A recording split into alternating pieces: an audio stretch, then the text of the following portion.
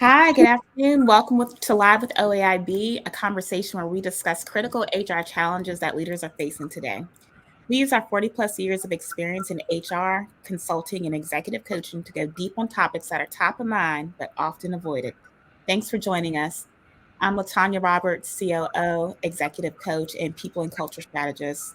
I'm the integrator in the group who takes a holistic approach to turn your vision for the organization or yourself into solutions that create inclusive cultures where all not only feel, but know that they belong and can thrive. My superpower has always been my ability to help my clients clearly articulate their needs and goals and then break them down into actionable steps that do not overwhelm them. I'm joined by Tawana. Good afternoon. My name is Tawana Bagwad. I am the CEO and principal consultant for OAIB.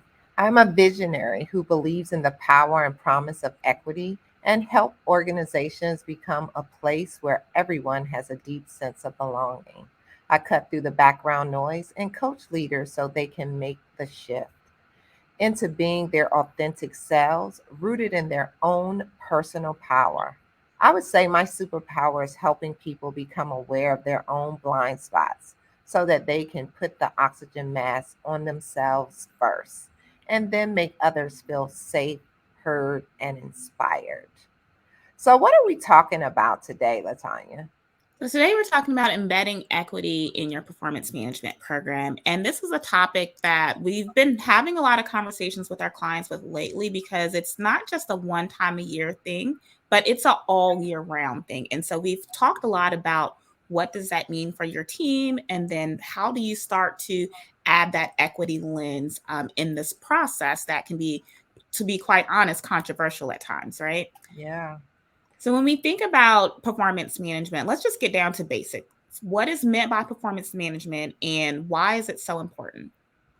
So I would answer that question, in its simplest form, I would tell you it's an ongoing, continuous process of communicating and clarifying job responsibilities, priorities, performance expectations, and a development planning that optimize individuals' performance and aligns with organizational strategic goals. So, this organization's strategic goals is critical, right? It is the thing that drives the business. But I always say our most valuable asset is our people. So, why is it important? Because it helps them align their employees, resources, and systems to meet this strategic goals or objectives. So, it's about realistic goals to measure success. It's about better engagement with your teams. So you increase the engagement, but more importantly, it is the pathway to open dialogue. It's about improving productivity, right? So people perform their best work, right? They are less stressful and it allows them to be more focused when they understand what it is that they are expected to do. It also establishes transparency when done right, by the way, right? Which is again about outlining the tasks that employees can complete and demonstrate how they can prepare to achieve them. This is what provides the structure to succeeding. I would also tell you that it's about, or it's important because of employees making improvements, right? So, how do you better understand how your performance is going at all times, right? This gives you a better idea on how to manage yourself, how to set goals, and how to plan for the future. It also is an opportunity to, I would say, recognize high performers, right? Because a good performance management system allows managers to identify those employees who are performing their job well and offer recognition and reward. This is also seen as a motivator, right, to continue to optimize those that are performing well, but also inspire others who may not be. And lastly, I would say it helps you with your leadership development. So it can be useful in a way that allow employees to further develop their leadership skills and for your manager to actually see where there's opportunity for you to gain more skills and upskill you in ways around leadership development. But that's why I would say it's important. I would also say that's what it's intended to do. But we're going to talk about what it really is doing. So, as I was thinking about this topic, I am aware and have used many different, I would call it performance management tools, which varies in rating structures. I would also say that there's pros and cons to lots of them. So, one of the more popular ones I would say is the 9 box scale, right?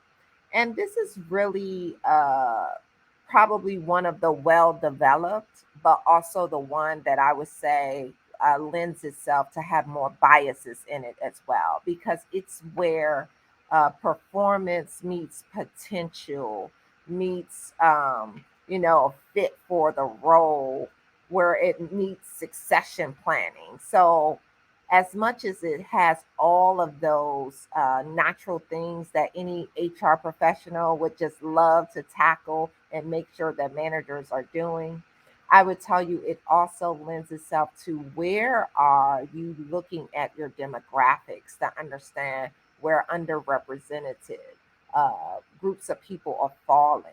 And there is some statistics and stats out there that say that they tend to fall in the lower boxes and there's not a plan to move them forward.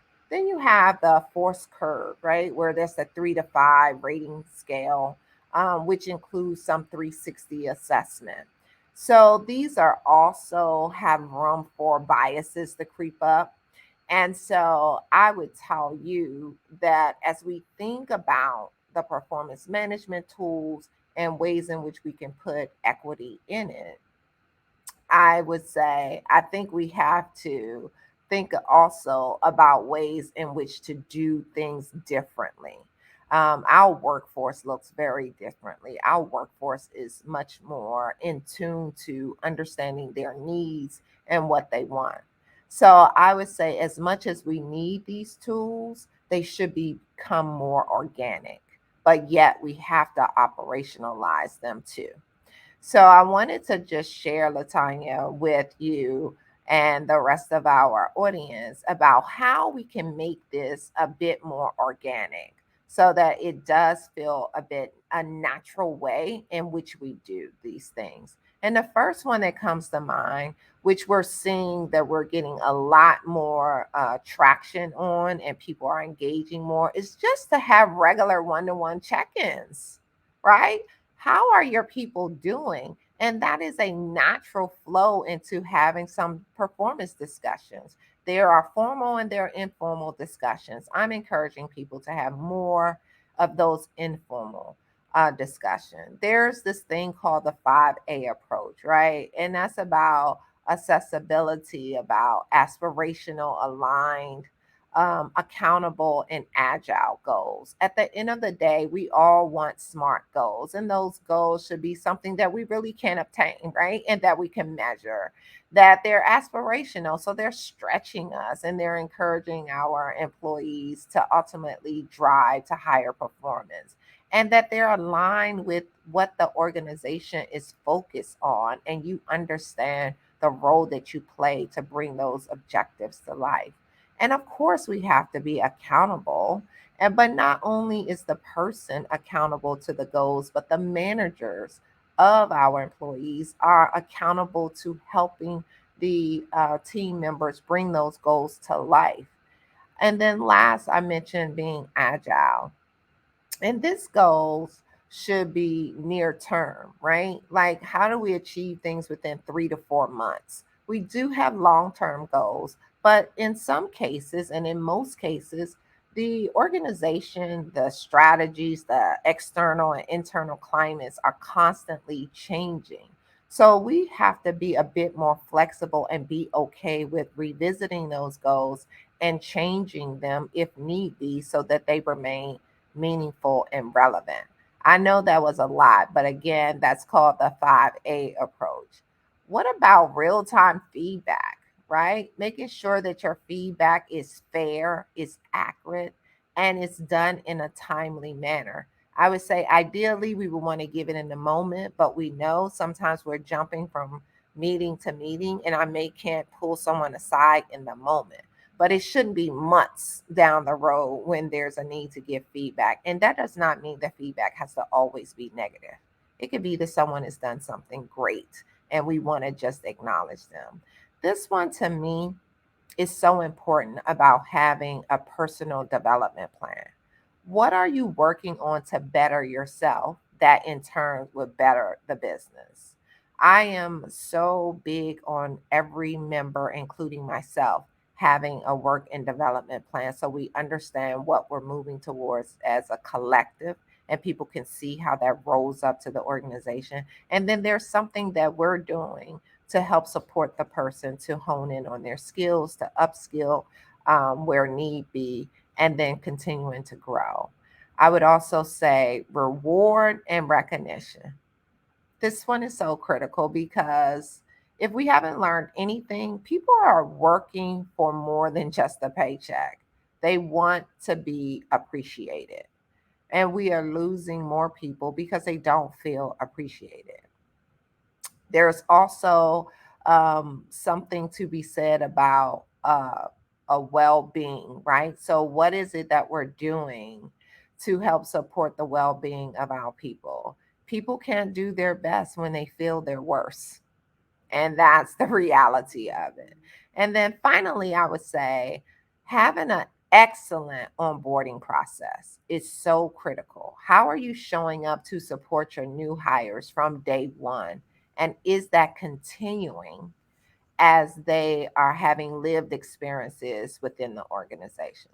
I know I said a mouthful, but I wanted to get that out at the beginning because it may feel like we're going to, dismantle performance management. Uh-huh, uh-huh. But I wanted everyone to know that I support it, but we got to do it different. That's right. That's right. And it's so funny. I'm just like, she's flowing, let her go. Right.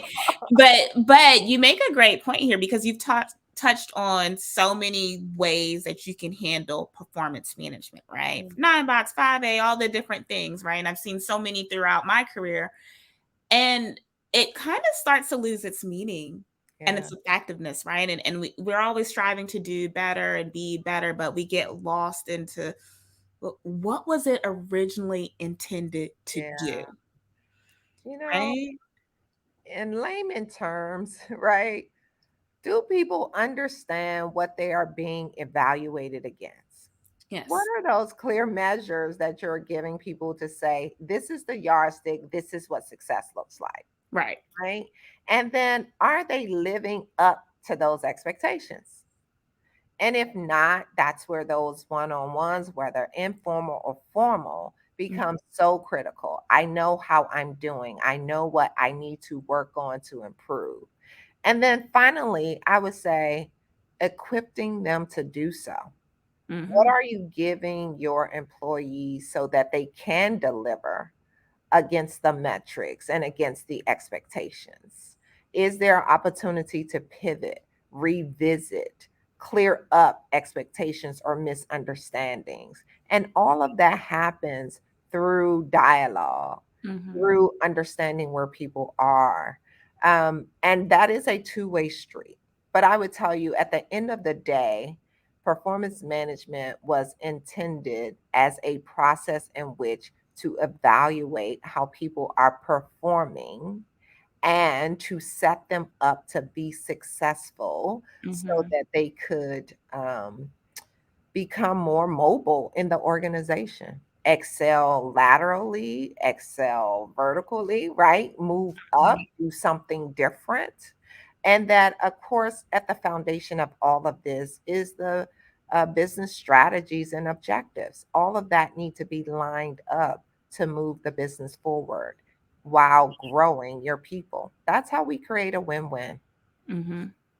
Absolutely. And it's so much data out there, right? Again, so many ways that you can handle performance management. So when I was looking up, you know, what are some of the common stats that come up when we're discussing performance management? A few things came up, and a lot of it was around giving feedback, Mm-hmm. right? So Gartner, Gallup, Forbes, they all speak to feedback. So some of the things that came up were that 95% of managers reported being unhappy with the traditional performance management, right? So why we have all this variance and how you actually tackle it. I Mm-hmm. remember there was one company that I was working with earlier on in my career, and every 2 years we were revamping the performance management and just trying to figure that out. And it's actually not that uncommon that people do that. Mm-hmm. 65% of people say that they actually want more feedback. And that it's interesting because giving constructive feedback for many people, including myself, can be hard. Yeah, You know, you feel it in your gut, you get the butterflies, and you're like, oh, I don't want to deliver feedback. But that's the thing that makes us better. You know, absolutely. you have to be able to say the good, the bad, and you know what? And here's the opportunities for improvement. Mm-hmm. Because without that feedback, you honestly don't know where you stand That's right. and you don't know how you're being assessed. So then how does it make the performance management process fair? And how does it make it equitable? Because you're not able to give them what they need if they don't know what's going on. It also leads to being disengaged, right? Mm, People, you're not yeah. having the communications, you're not being engaged. So, which tends to 37% higher increase in absenteeism, 18% lower productivity, 15% lower product or profitability, right? There's a direct connection between how your people are feeling, how they're engaged, and how the business, other business outcomes are impacted. All tied together. All of it, Mm. absolutely. And then lastly, 43% of highly engaged employees receive feedback at least once a week, right? Once a week. Once a week. Can you imagine once a week? And we don't have to make a big deal about it. The feedback can be, hey, I'm walking to the cafeteria. Why don't you walk back? You know, walk with me. I saw you in this meeting last week, and these are some things I thought you did really well. Have you considered doing this next time? Or go talk to this person. They do it really well. It can be that simple. And that took what, 5 seconds Yep. to do? So feedback, feedback, feedback, whether it's formal or informal. Now, one other thing that Gartner started to do back in 2016 was they started looking at the or exploring the concept of removing the rating structure from performance management Yeah. because it increased stress and people didn't really, know if they wanted to go that way, always exploring something new. But what they found was that employees' performance actually tended to drop down when the ratings disappeared. And it was because managers didn't have that data. And a lot of times it's that quantifiable Mm. data to actually make a decision on the communications about performance management or how it impacts their decisions on pay. So a lot of times the two are really, really closely connected. Sometimes they're not, but many times they are. So, what a lot of the leaders are opting to do now are again going back to receiving that forward looking feedback that is continual, right? And not just from a hierarchy perspective of I'm getting it from my supervisor, my team leader, but also peer to peer, Mm-hmm. right? How are you engaging with your peers? What are they saying? Do they like working with you? Right? So more conversations with your managers, more informal feedback, and this actually leads to differentiated pay decisions, right? Because they're not always tied back to the ratings because you have a more holistic perspective, you have more data inputs to pull from, right? And then the employee engagement also increases, and Yeah. then there's less anxiety around the ratings process, which tends to be high when that's the only source of measurement. Yeah. Absolutely. So, next question, when you're thinking or what are you doing to demonstrate that you're building the business and building the organization? Because that's two separate things, and people don't emphasize the fact that they're so closely connected and you have to do both. So I would tell you, I grew up in an organization that I felt did this well, right? And we always had a work plan, which I encourage everyone to have if you don't, because that was my contract, right? That was my contract with my direct manager, but also with the organization. And so when someone is being evaluated, I would tell you that their evaluation should be broken up into a couple of areas: building the business and building the organization. Okay. Then there's always room for or opportunity for an improvement, because we all have them, as well as a focus on what am I going to do to help develop this person. So, a performance management assessment should be divided, in my opinion, into these two parts, right? What are the metrics, though, to then deliver building the business? And what should you be doing? And building the business is how you do it. And that's typically broken down into your deliverables or the metrics, right? And it's something that's agreed upon, because your manager can say, I want you to, let's say, have this equipment developed in 3 months, and the standard normally takes 7 to 10 months. Well, let's understand why the sense of urgency for the 3 months. Is this really realistic? Do I have the resources to do it in a short amount of time? But then there's an agreement that happens, and then that's what get documented, right? Your evaluation against these metrics becomes so critical, because those are your deliverables, the opportunity areas of where you can improve, whether that's in presentation, communication style, business savviness, networking more. There are many things there Mhm. that will help upskill you as an individual as you're delivering against those. But what I will tell you, though, is what's important about this building the business piece is that it's really looking at how you do your work. Mhm. When we talk about how do you build a business and build the organization, business is typically tactical, hard, tangible deliverables, right? That can be counted, measured, seen, felt, touched. They're on time, they're in budget, they show some growth, right? They're tested, it's result driven. And I added this one because we're going to talk a bit more about this, right? Like recruiting targets, for example. What does your slate look like? Is it diverse? Is it 50% people of color or underrepresented? Um, uh, People in or out of the organization? What are you doing to drive or deliver against these targets? When we talk about building the organization, that's speaking more to your people skills, your interpersonal skills, culture building, allyship, right? And that can show up in the form, as we talk about equity, of sponsorship of underrepresented groups, marginalized groups, support for ERGs, volunteer work, speaking on panels, going to conferences and representing your organization, referring talent to the organization or within the organization. It could be sitting on a DEIB committee, right?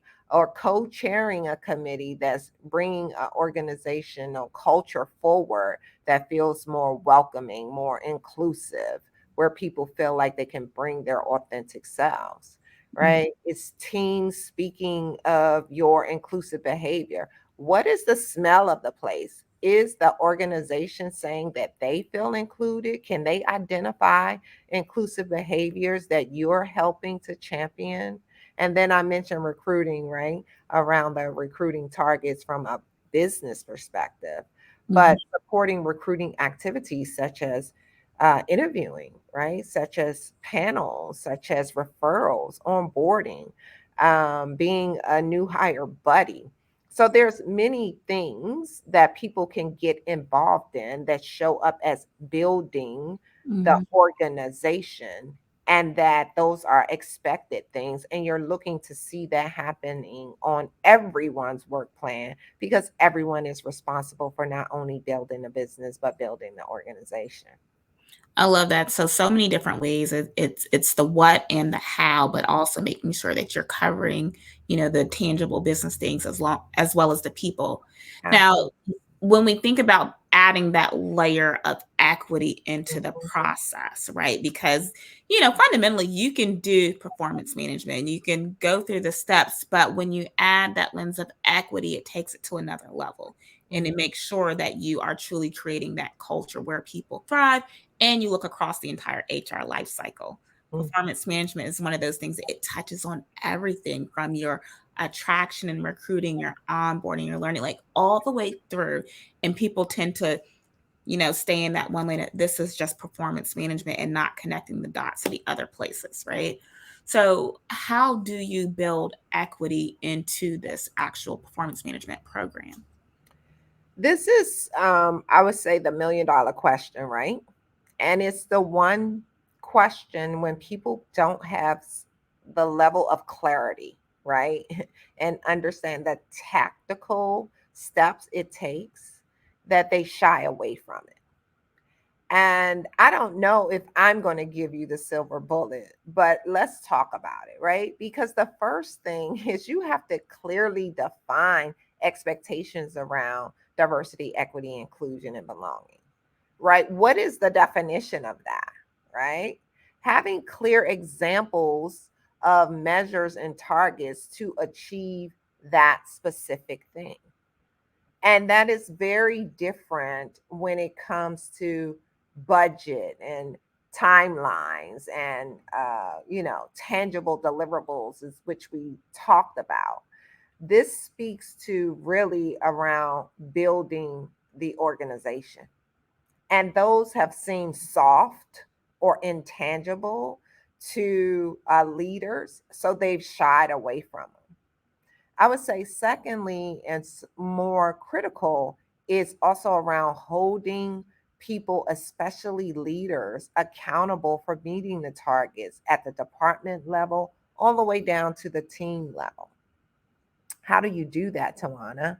Well, as the organization have their top targets or measures, and we'll use recruiting as an example because it's an easy one, then those things should roll up. If the organization is increasing their diversity by 45% or 35%, every team in the organization should be increasing their targets by that amount. So when we roll up, we for sure will hit that and be able to see the impact at every team, every department level. And Mhm. if that's not the case, then leaders have to give an explanation. And it's no longer okay to say, we can't find underrepresented or marginalized groups in Mhm. this particular field or this place. They're everywhere. Right. They're everywhere. Giving feedback on consequences if expectations are not met, like anything else. So this one is a pet peeve of mine. I just got to spend a minute here, Mhm. because like, I don't know how to hold people accountable. I'm unsure what you mean by that. Because if the expectation has been given, there are clear measures for them to be evaluated against. And don't get me wrong, I understand things change every single day with the measures that we may start out at the beginning of the year and what they may look like at the middle or end of the year. Mhm. But to say that I don't know how, or not willing to give people feedback on not meeting expectations, is unheard of. We do it every single day on every single thing that requires some measure, some deliverable with some expectation. So if expectations are not met, there are consequences. Mhm. Those consequences could look like loss of responsibility, meaning maybe you don't have people of color or marginalized groups to report to you until there's some training, or there's coaching given, Mhm. or there's a buddy system to support you. All the way up to an exit or loss of job or moving from a team, until you have that skill set that's needed in order to properly manage and meet the expectations of the organization, DIB expectations. That is nothing different than how we do anything. That's right. So the standard or the expectation should not be different when we're talking about equity and how we evaluate and give feedback to Mhm. leaders of others, to peers, right? So no one is exempt from this expectation. Absolutely. And so, as people practitioners, human resource practitioners, we are focused on putting the human aspect back into how you lead the business, right? And equity does that, right? It allows you to give access and opportunities so things are fair, for all people. So, getting back to that, how do you make sure that someone can take care of the people throughout this process? Because it's one thing for the leader to say, I got to do this or I got to do that. I got to hold people accountable. There's consequences to actions, but for the people that need the real tactical steps, right? They Right. like the details. How would you advise them to take care of the people? One of the things that you said when you were sharing stats is that the rating performance management is one of the most stressful time in most organizations. It's unfortunate, and I hope that we get to a place where it's more organic, right? Where it's an expectation, where it's a given a benefit of the doubt, where it's not weaponized, right? And weaponized in particularly for underrepresented groups or marginalized groups, right? But we also did a LinkedIn live on leading with humanity. So this is what this speaks to. How do you take care of the people during this time, right? So personal skills and interactions with people are the most important things that anyone who works in or for or around an organization, it's part of just being human. There is people skills and interpersonal skills that we're constantly developing. But the real question is, are you building a healthy culture in general, but around performance management? How are you onboarding and welcoming your team members to the organization? And does that process continues through their life cycle of being an employee or a member of your organization? Are you mentoring? Are you coaching? What are you doing to develop your people so that they can deliver those sometimes unreasonable measures or expectations or even timelines at time, because you could be in a high pace, fast moving organization or environment. We should have training that builds leadership capability through an equity lens by offering DEI classes in and out of the org. So sometimes people may need additional support. Are they able to get uh, dollars, stipends, recognition, reward for taking additional classes that helps build their capability and understanding?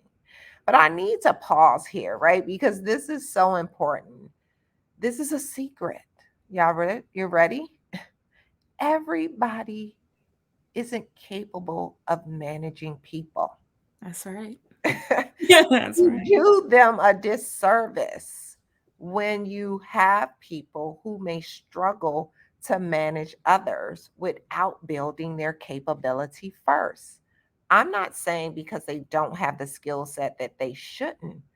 But when you recognize that in a person, it is the responsibility of their leaders to one, give them the necessary skills, right? That's required to do that.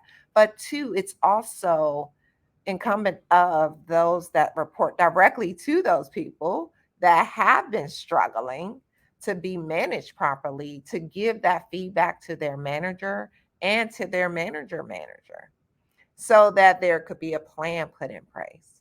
What does your demographics of your team look like? Right?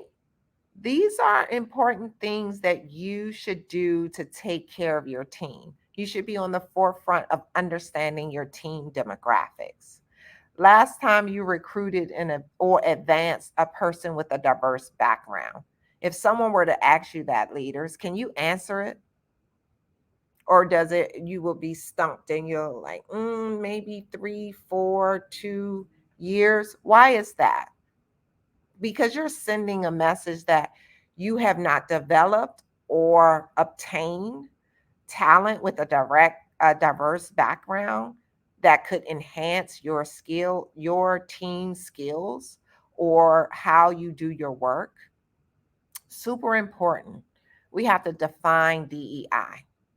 It lives very differently for different people. What I would define as DEI could be very different from Latanya, could be very different from another coworker. So we have to collaborate and come to a universal understanding for our team or our organization. And it needs to be understood. We need to check to make sure that it's understood. And if it's not, we need to pause and spend some time there understanding what that means. And how can that be included in your work plan at every level? It can't be ambiguous, you all. It has to be clean. So at the end of the day, do you have tools? Do you have training and coaching that you can give or impart or equip managers with, to show them how they can best show up as leading from the front and being on a journey with your other, I would say, team members on Mhm. how we can do this together? That's how we take care of our people when we're thinking about equity in performance management, but in general.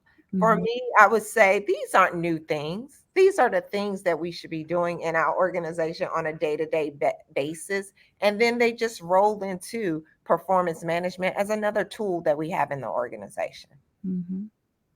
Absolutely. I love all of that. And then it got me thinking about another very big part of performance management.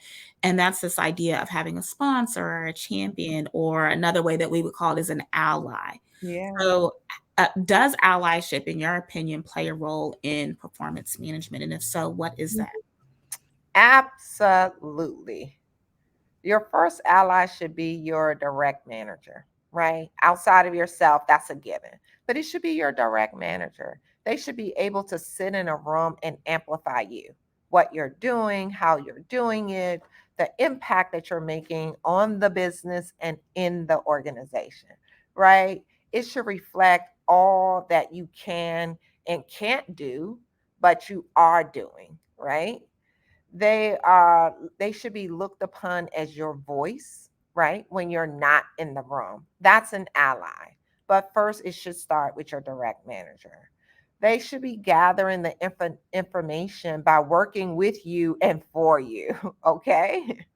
Then getting input from others so that they have, we like to call a 360, right, on how you're doing, who you're doing it with, how you're impacting the work, and others are seeing and feeling it.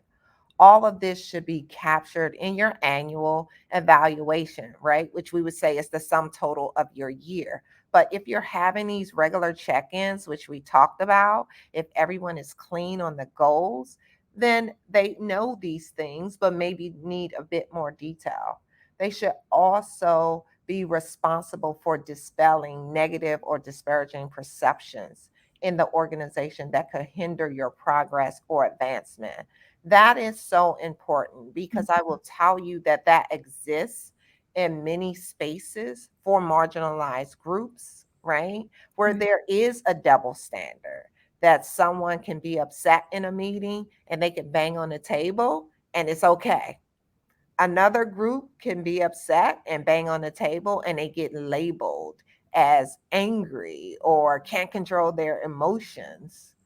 And so we have to be able, allies have to be able to dispel those types of negative connotations when it's acceptable for one and may not be acceptable for other.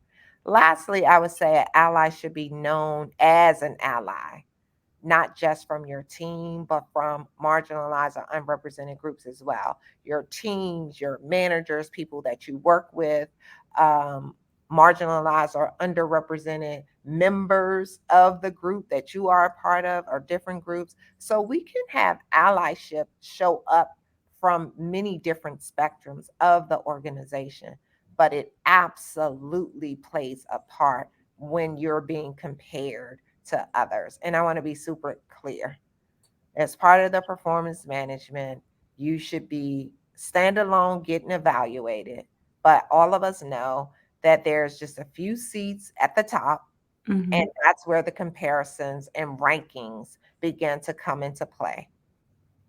Absolutely. Absolutely. So we talked about the leader's role in performance management. We talked about how they need to be an ally. Now, when they're in that role, there's also compensation that comes with it. Absolutely. Right. And one form of that compensation are the bonuses. Now, Mhm. I have a strong opinion on bonuses being tied to your outcomes, especially when we're in this space of diversity, equity, and inclusion, what that means. We know bonuses are tied to other areas of the business, but in some cases they are, or in some cases they are not Mhm.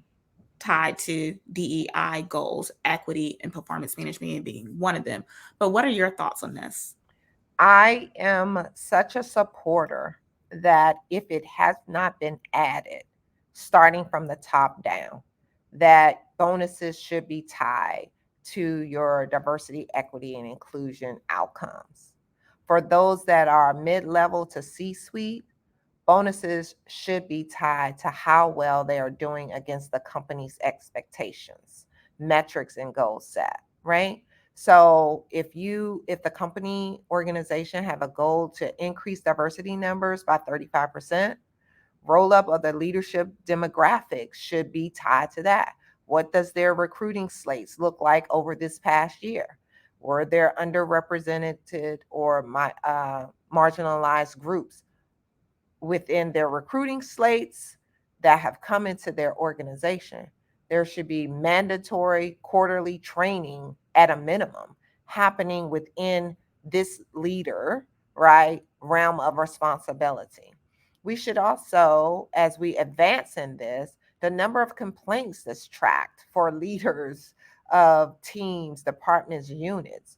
If your team has gotten, you know, 15 microaggressions complaints, that's something for us to look at and say, hey, leader, what are you doing to address these issues? What have you been doing? Who have you partnered with? What solutions have you come up with? Right? I would tell you that it should ultimately see leaders, managers role modeling inclusive behavior. So, Tawana, well, what's inclusive behavior, right? It's about being intentional, about making people feel valued. And that is feedback that the leader should be getting as part of their 360 feedback. It should be identifying key moments to develop new behaviors that could advance the culture where people feel a sense of belonging, right? It should be respect the authenticities of individuals and groups within your team. Yes, leaders, you should be looking and learning and knowing about the people that work with you and for you, right? It should be fostering an employee experience that creates a sense of belonging, a sense of belonging, a sense of belonging, a sense of belonging. People need to know that they feel that they are welcome and valued and appreciated for what they bring. And then lastly, I would say leaders, managers, role modeling inclusive behaviors is that you're creating a culture of psychological safety where people can express themselves freely without limitations. Please don't hear me say that that is welcoming unprofessional behavior, because that is not by any means. I have a very strong opinion about that too, but it's a no no in my world. Right. So being unprofessional is totally unacceptable. But to have someone to be able to freely express without feeling like they will have retaliation or be judged is the culture of being psychologically safe to do so.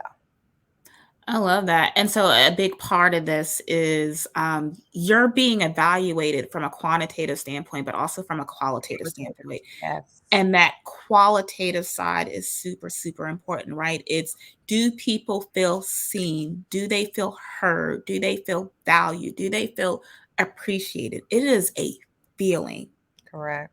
right? And that's not something that you can always quantify on paper, but it can be in certain ways. Mm-hmm. When you have a fireside chat, who's showing up? Hmm. When you have a call to action for some extra initiative that is ad hoc above and beyond your job description, how many people are volunteering? Mm-hmm. Do you need to have a project where you need new people? Are people referring people? Do you have repeat project team members? There's so many ways that this can be assessed, but one thing that we know, if it's not measured, is not seen as a high priority. So That's the right. go-to is to go back to those other things, widgets. Mhm. How many contracts are coming in? What's the dollar value? How many people are you hiring? But not breaking down what goes into those processes. So we could talk so much about Mhm. accountability. That word has come up so much, and I don't want to skip over it, but the accountability piece and just really talking about how do you tie the accountability into performance management, into your bonuses. Tawana, if you can touch real quickly on the accountability piece, and then we'll go ahead and wrap up. Yeah. So this is about managers and leaders of people, right? Being accountable to be fair and equitable to their peers and direct reports, right? There should be some demonstration of how people contribute to the workplace culture. Make people feel welcome. Provide equitable support for people to perform at their best. There should be some type of measure for this or questions that need to be asked and answered at some satisfactory level for how are you holding yourself and others accountable in this process. It's giving access and opportunity to all those that are career influencers. You should be providing access and opportunity to those underrepresented, marginalized groups so that they can be have experience to career influencing opportunities. It's about how inclusive leaders are by creating these work environments for their team. How are you showing up, leaders? Are you really inclusive? It's a question to ask yourself. Are they holding people accountable that has been defined by the organization, have not necessarily adhered to what the organization is expecting around inclusive behaviors? Or if they've witnessed or reported that they have seen or heard unwanted behaviors by their team members or peers? And are you addressing them? Are you addressing them? These things become so important about holding others and yourself to a higher standard that will bring about a culture that's welcoming and inclusive. Leaders lead from the front. Absolutely. Absolutely. All right. So this brings us to the end, but I have to ask you our favorite closeout question. And what is that one action that people can take right now in order to enhance and embed equity into their performance management program? Lead with humanity. Mm, Lead with humanity. right. Yes. I'll leave it there or I'll start on my soapbox again. Lead with humanity and look at your data. Absolutely. Really look at who is getting promoted, who's in your pipeline, who are you developing, and Mhm. break it down across gender, race, ethnicity, and Yes. age. Yes. You need to know Access where and you are to know where you're going. perfectly said. All right. Thank you. As always, this has been great. It's First Tuesday, so you know we're coming back in 2 weeks. 12 o'clock Eastern. Please join us. We'll be here a little bit longer. Usually we do 30 minutes on First Tuesdays, but we had a lot to give today. So we went a little bit longer. Next time we come back, that is when we will also be offering SHRM certification credits as well. So if you're someone that needs to get some additional credits, please join us. We'll have a little bit more to say with that topic, but thank you again for joining us. As always, if you need more information, drop a comment or a question below on this video, or you can go to our website. That's oaib.org. And we'd love to hear from you. Till next time. Bye. Bye.